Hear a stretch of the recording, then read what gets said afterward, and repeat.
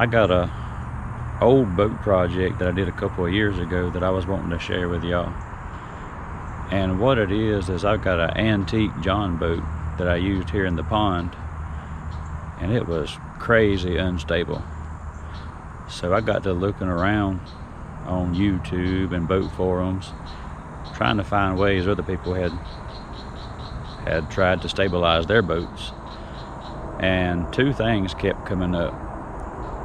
You had people strapping PVC pipe 3 or 4 inch to the side of the boat, which, if that's what works for you, is no problem.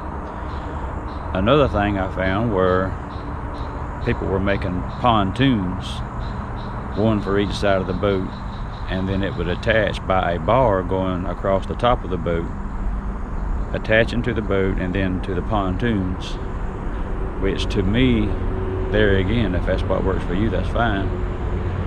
But to me, it was just something else to have to step over or something else to trip over.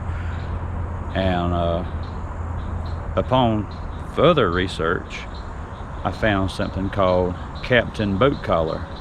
It's a company in Australia, and they use closed cell foam, a band of probably about 6 or 8 inches tall and 4 to 5 inches thick. They make different ones for different boats, but that would stretch from the transom of your boat all the way around to the bow, and they work great. They were taking these boats from being unstable to surfing the beaches with them.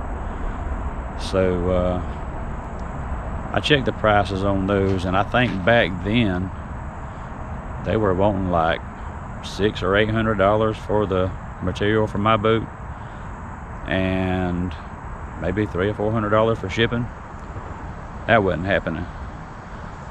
But the concept was simple enough, and I knew I could get the materials that I needed to try to do something similar from the big box stores, and that's what I did. So I want to show you what. Unfortunately, I did not have a way of videoing the build of my stabilizers, but I did take a few pictures, and I'll add those into the video, and I'm going to try to show you what I did and then try to explain how I done it. See you in a minute.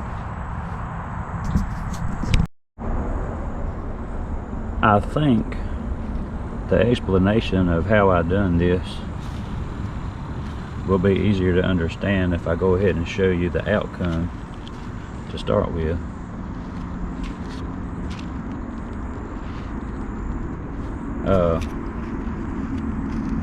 This is not something where I was going for best looking stabilizers on the market or anything like that. I just wanted something stable. So there's a picture of the outcome, and then we'll get to the how I done it part.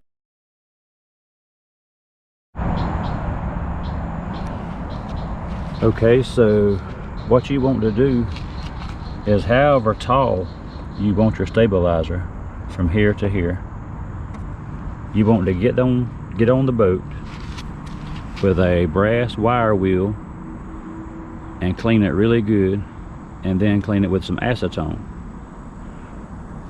Once you've got that done, whatever that measurement was that you wanted, that you come up here and get you some 1/2 inch insulation board, and you cut that strip at that width, which is actually going to end up being your height.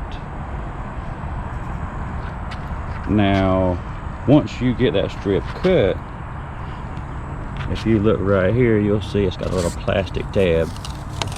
If you don't pull that off, you've just wasted your time, because it's going to pull off eventually and leave you hanging. So that first strip that you cut from here and put on the boat, I used liquid nails because I wanted something that I knew would stick to the aluminum and also to the styrofoam.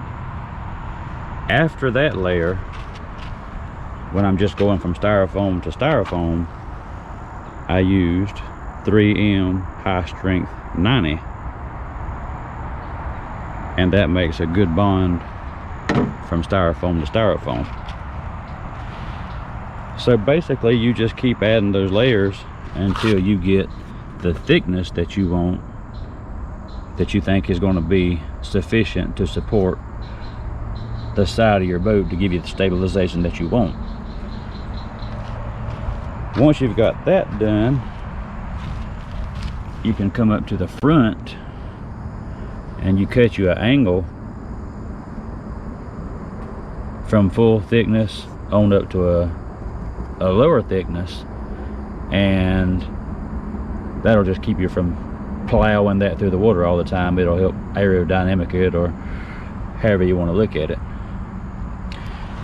Once you've got all that done, I don't suppose you have to do the next part, but I just took mine to the pond with the styrofoam and checked out the stability to see if I had enough styrofoam on there, and I did.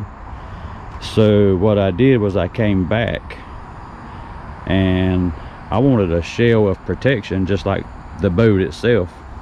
That way if I take this thing to the river or a lake or somewhere and there's stumps, there's logs in the water or whatever, and if you hit that right there and it's just styrofoam, you're gonna knock hunks out and have to redo all this stuff. So I just wanted a coat of armor to go around it, and I just happened to have some old material from a walk-in freezer, which is what this is.